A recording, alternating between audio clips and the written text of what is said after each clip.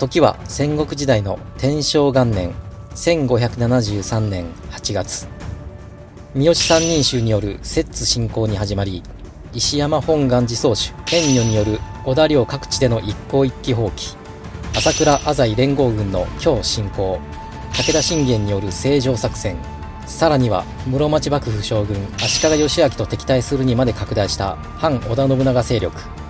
後の世に第一次信長包囲網と呼ばれることとなった一連の対抗勢力との戦いに苦戦する信長であったが、武田信玄の病死をきっかけに勢いが失われ、信長はこの機を逃さず反転攻勢に出る。裏の首謀者とも言われる将軍義昭を宇治の牧島城で降伏させると京から追放。さらに信長は元号を天正に改元させることで実質的な室町幕府の終焉を世に知らしめた。そして信長は金ヶ崎の菊池から始まった浅井朝倉への積年の恨みを晴らすべく、いよいよ近江越前平定に動き出す。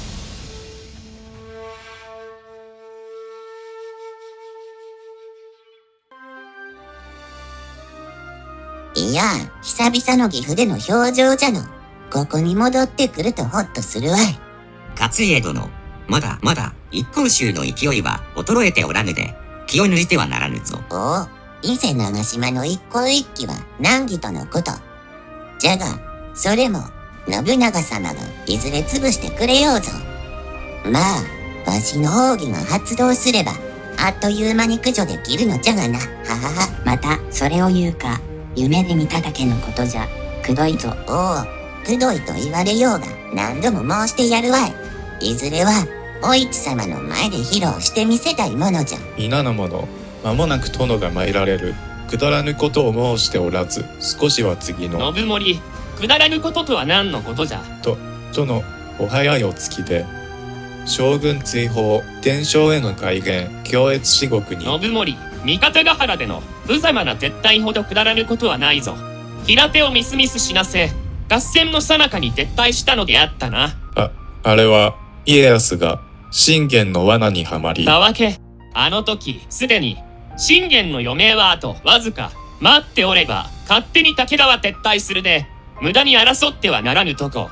織田筆頭家老のそなたを使わせたのは、家康を浜松城から出させぬためじゃと、何度も申しておいたはず。それを許したそなたの、心の許さこそ、くだらぬことほかならぬ。はは、申し訳ございませぬ。まあ、よい。次しでかしたら、信盛の席を秀吉に譲らせる。さるにとはいくらなんでも。先日秀吉が、北近江山本山城の厚地貞行を調略で下らせた。わしが頼んでおらぬことでも、先を見据えて動いておる。またも、猿芝居で株を上げよって。権六、猿芝居であろうが、我が軍が有利になることであらば、わしは評価する。武力侵攻だけが全てではないぞ。さて、皆に集まってもらったのは他でもない。いよいよ浅井討伐に向かうぞ。待ってました。長秀、まずは現状を説明してくれ。わかりました。こちらの絵図にて現状を説明いたしまする。まず、浅井長政が治める北近江ですが、将軍足利義昭率いる室町幕府勢が信長様に敗れたことで、浅井家の多くの市場に動揺が走り、琵琶湖西を守る田中城が織田に下った。現在、明智光秀隊が入り、周辺の豪族を解き伏せる動きに出ておる。西からの浅井隊を想定する必要はないであろう。浅井の居城、小谷の周辺では、織田領最前線のこの横山城に、木下秀吉が3000で詰めており、秀吉が、この山本山城を攻略したことで、小谷城の南全域が、織田の支配下となり、浅井攻略に向けての足がかりができた。田中城や山本山城の離反もあって、現状の浅井軍はざっと5000ほど。朝倉からの加勢は来るであろうか。山本山城が織田に下ったことで、おそらく浅井長政から援軍要請が朝倉義景に入っていると思われる。では、その援軍が到着する前に小谷城を一気に攻略という流れですが、殿、それがしに先方をお命じくだされ。信盛、流行る気持ちはわかるが、5000がこもる小谷城じゃ、あそこは一度に大軍が攻め込めない車構造じゃで、5倍の兵数でも攻略は難航する。朝倉の援軍が来るとなると、浅井軍の士気も高いでしょうから、なおさらでございますが。その通りよ。となると、朝倉軍が到着後に浅井、朝倉との決戦となりまするか。そうなってくれれば好都合じゃが、あの臆病な義景じゃ、白兵戦をする覚悟はなかろう。そもそも、援軍に来るかどうかすら怪しいでも。お市様、待っていてくだされ。権六が必ず助けに参りますぞ。おう、一の身も頼むぞ。よし、皆の者、よく聞け。わし率いる織田本隊は、4日後に岐阜城を出立し、横山城を目指す。各自、所領に戻り、支度を済ませ、横山に参陣するのじゃ。よいな。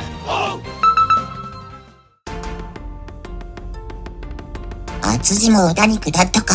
やはり、信長は、この織田に似てるかの。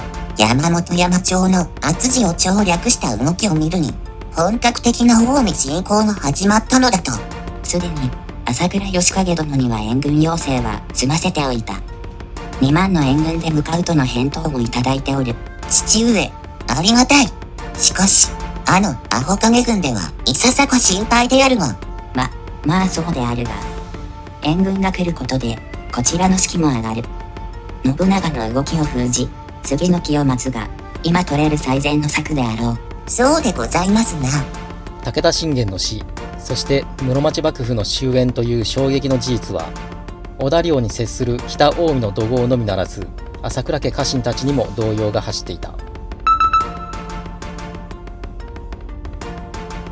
義景、浅井の援軍に向かうとは、誠のことか。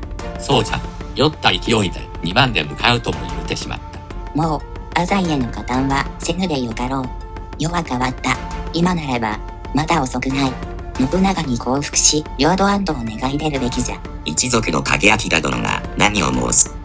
応仁の乱以降、守護として越前の地を守ってきた朝倉家じゃ。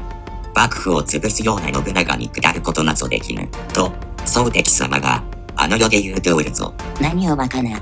見識高き宗敵寺が存命ならば、なおのこと信長と争う無意味さを説いておるはずじゃ。まあ、援軍に行くというてしもうたで、織田にまで向かうとする。あの織田に城は、堅牢ゆえ、我が援軍が入れば、信長の力攻めはできる。また睨み合いで終わるであろうぞよ。であればよいが。浅井からの援軍要請に対し、朝倉家家臣団の中で意見は二分化。義景の半ば強引な決断に不服な家臣も多かったが、それでもなんとか2万の軍勢を編成し、北近江に向け進軍することになった。その頃、織田陣営では木下秀吉が守る横山城に各地より部隊が参集。その数は計3万を超えるまでに膨れ上がった。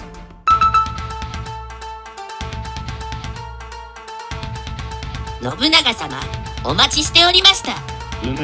秀吉、これまで大義であった。はあ、ありがたきお言葉。猿め、調子に乗りよって。ははは。乗りに乗っておりますぞ。おいらの奥義、口車戦法が炸裂しまくりです。どこかの奥義と違って、しっかり発動しますからな。なんじゃと、猿、もう一度言ってみよう。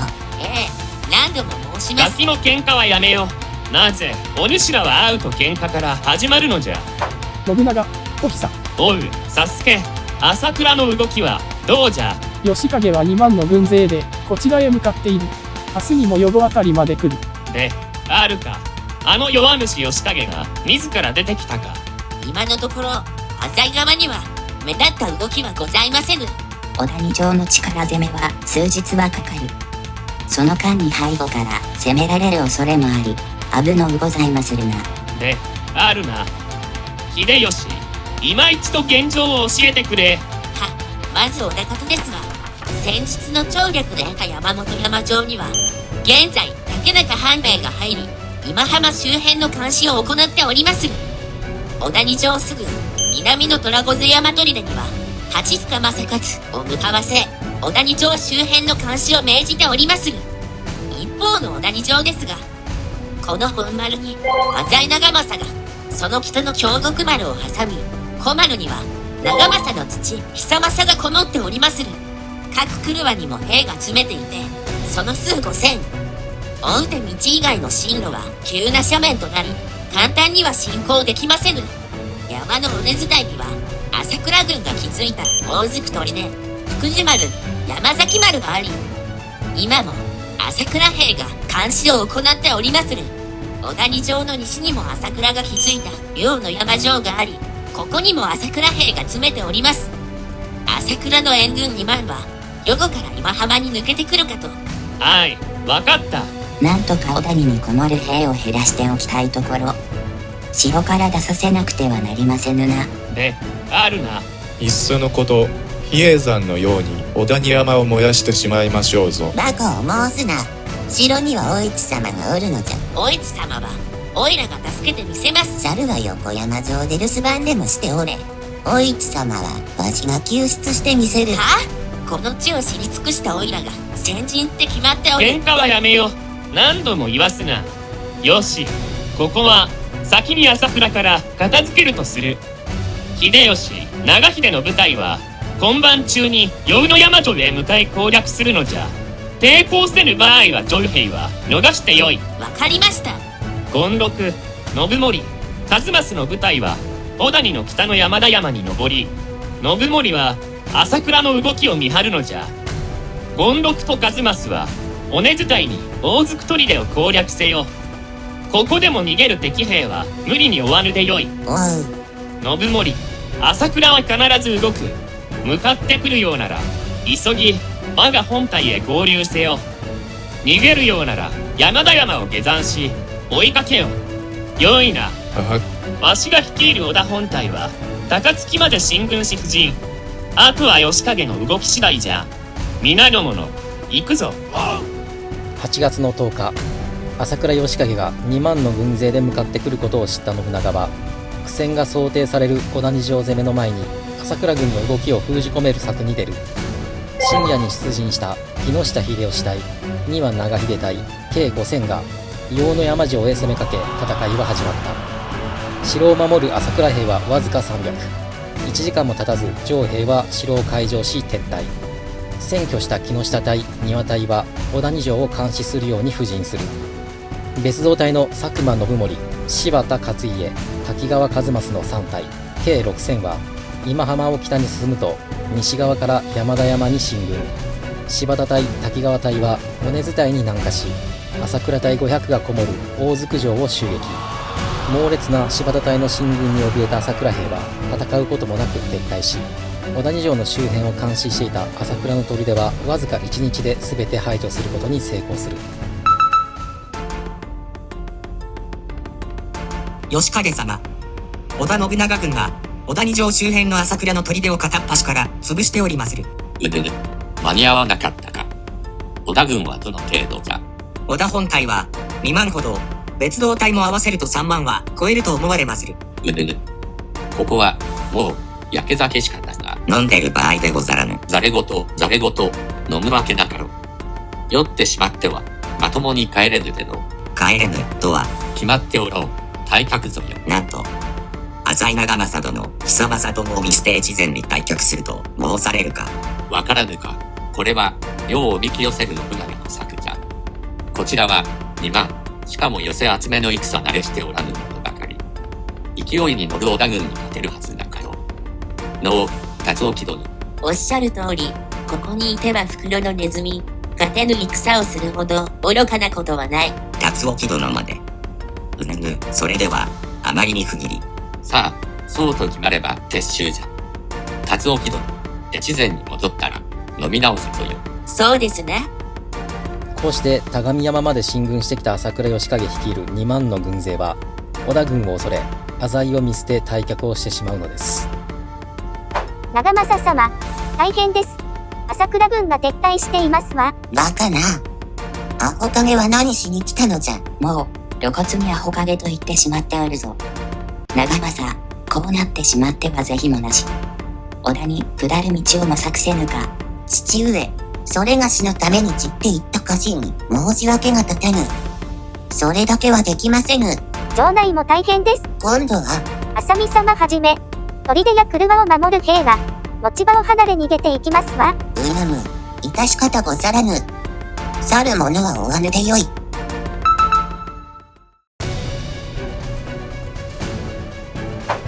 信長、サスケ、どうした？朝倉軍が撤退を始めたぞ。現在予後あたりを北に進んでいる。やはり逃げおったか。佐久間隊は追っておろうの。山田山にいる佐久間隊に動きはない。信盛、たわけが、またもやりおったか。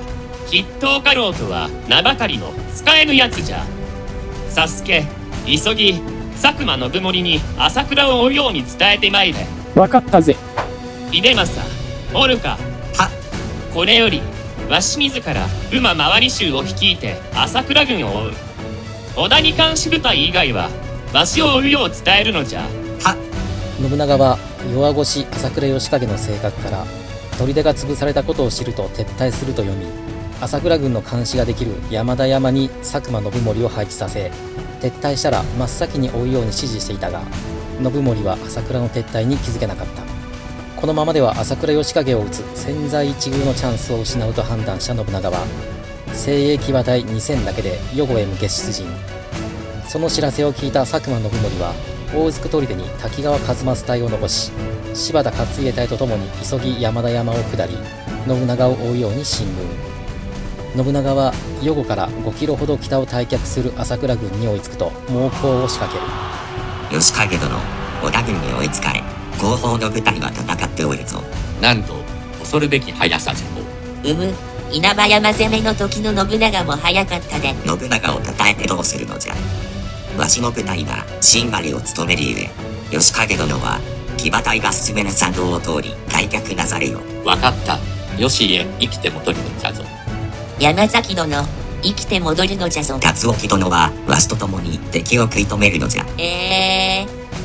士気の低い朝倉軍は信長本隊の突撃で浮き足立ち、織田軍を食い止めるどころか四方八方へ逃げ出していく始末。その頃信長本隊に追いついた佐久間隊、柴田隊が利根坂方面へ逃げる山崎隊、斎藤隊に攻めかけた。おう、どこかで見た顔かと思うたが、逃げ足の速い斎藤達興ではないか。今度は逃さぬ権六無双を受けてみよう。ひえ辰興殿、己。無双発動中のわしには誰も叶う者はおらぬのじゃ。お市様、見えてござるか。ここまでか。強烈な信長軍の追撃に遭うも、しんがりを務めた山崎隊の命を投げ打つ抵抗もあり、朝倉義景はわずかな友回りに守られて、なんとか一条谷の朝倉館に帰還できた。義景、だから言ったであろう。は景明、死の子の言わず、はよ兵を一条谷に集めよ。集まるわけなかろう。貴重な2万の兵をみすみす失い、残った家臣も織田方に寝返ってしまったわ。で、あるか。信長の真似をしてる場合ではなかろう。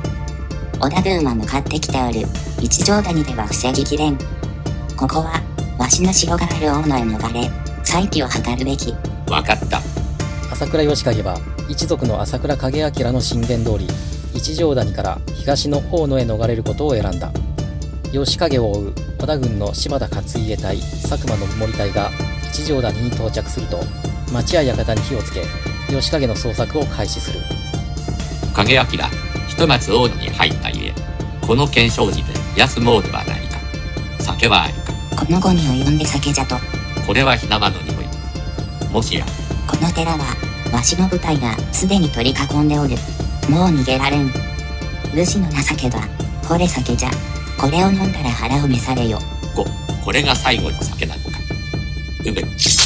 身内の朝倉景明によって朝倉家当主朝倉義景は討たれ、その首を信長の陣に持参し、景明は降伏。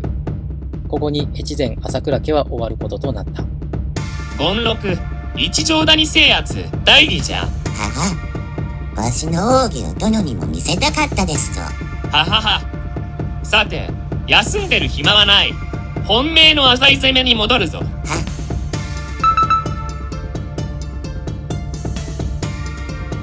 信長様、無事のご帰還安堵しておりまする。義景を討つことまでなせたのは予想以上の成果じゃ。信長様、織田に攻めは、おいらに先方をお命じくだされ。秀吉、心配せぐともそのつもりじゃ。権六だけに先行があっては、また喧嘩になるでの。まあ、猿はじゃこ退治を頼むぞ。その間に、わしがお市様をお救いするでな。残念。おいらが先にお市様を救い出すことになる。くどい。長秀、現状の浅井兵はどの程度じゃ。母。朝倉家が滅亡したことで、浅井軍の多くが離反や逃亡し、残るは2000もないほどかと。楽勝にござるな。いや、しかし、今残る兵は、長政をしたい命を惜しまぬ者ばかり。舐めてかかると、大怪我をすることになるぞ。その通りじゃ。皆の者、よく聞け。明日より総攻めを開始するが、小谷の来るは小さいながらも硬い、そして道も狭い。一度に大勢が攻めかけられる構造にもなっておる。武功を焦らず、じわじわと兵を削ってゆくのじゃ。よいな。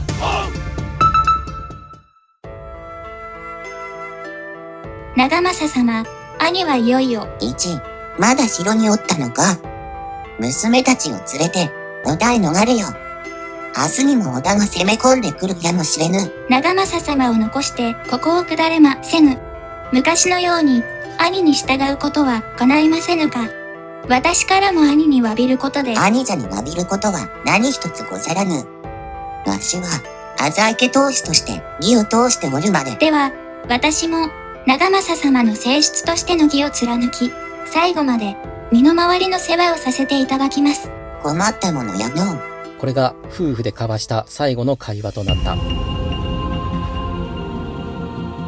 その日の夜中、木下秀吉隊3000は信長の指示に反し、独断で行動を開始する。小谷城西の清水谷を北上すると、あらかじめ偵察しておいた京極丸へつながる急斜面の隠し道を駆け上がった。やはり京極丸は手薄じゃ。一気に攻めかけろ。秀吉隊の奇襲作は見事に成功した。想定外の織田軍の侵攻にわずか200ほどで守る京極丸の守備兵はあっという間に壊滅。これにより本丸の浅井中政隊、小丸の浅井久政隊が分断されることとなり、浅井軍に動揺が走る。信長、秀吉隊が京極丸の占拠に成功したぞ。何、秀吉、功を焦りおって、強撃を食らうと危険ぞ。全軍総攻撃じゃ。南からは柴田勝家隊、佐久間信盛隊、西からは丹羽長秀隊、北からは滝川一松隊が虎貝の合図で一斉に攻撃を開始した。お市様はどこだ。お市様。権六よりも先に助け出さねば。うわ、浅い兵が湧き始めたな。京極丸制圧までは筋書き通りだった秀吉隊も、北と南からの浅井兵の攻撃に劣勢となっていた。くそ、猿め。殿の言いつけを破って抜け駆けしようって。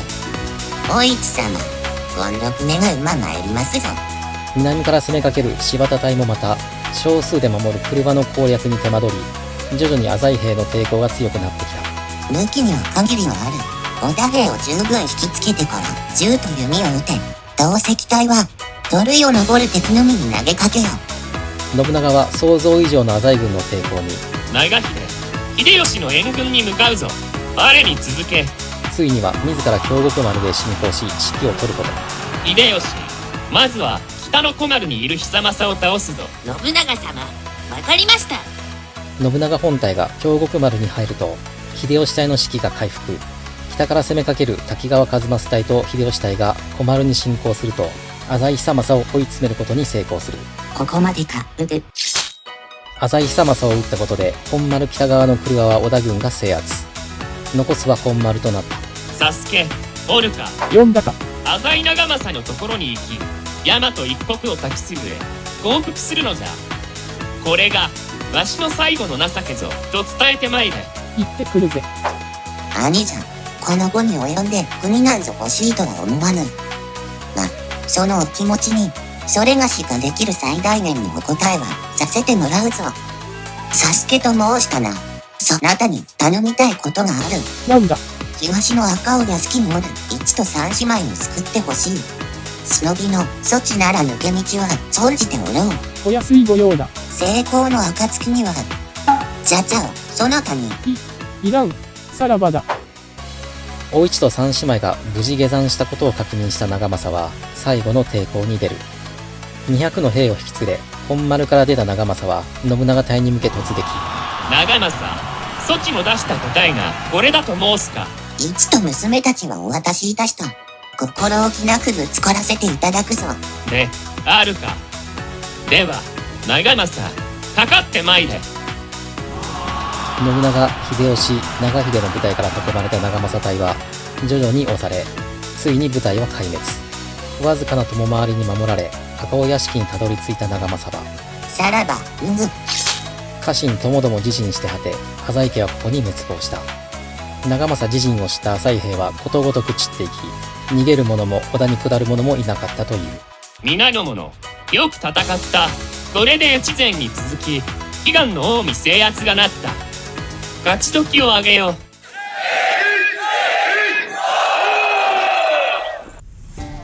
こうして1570年の越前侵攻に始まった浅井朝倉との3年にも及ぶ戦いに終止符が打たれた。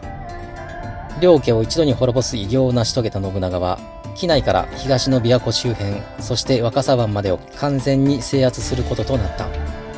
一番槍の活躍をした木下秀吉には織田にの地が与えられ、秀吉は織田二条では政務に不向きと判断し、琵琶湖周辺の今浜の地に拠点を移し、地名を長浜に改め、長浜城を築城。織田二条は廃城となるのです。信長もまた交通の便が良く、京に近い琵琶湖周辺に目をつけ、これより3年後の1576年に信長最後の居城となる安土城の築城を開始することとなるのです。ここまでご視聴ありがとうございました。生きるか死ぬかの合戦を誰も好んでやってはいませんでした。しかし戦をしなければならなかった理由がそこにはあり、どうすれば勝てるのかを考え実践し成功した結果を知ることで、当時の戦国大名の人となりや考え方も見えてくるのではと思います。それではまた別の戦場でお会いしましょう。雪村でした。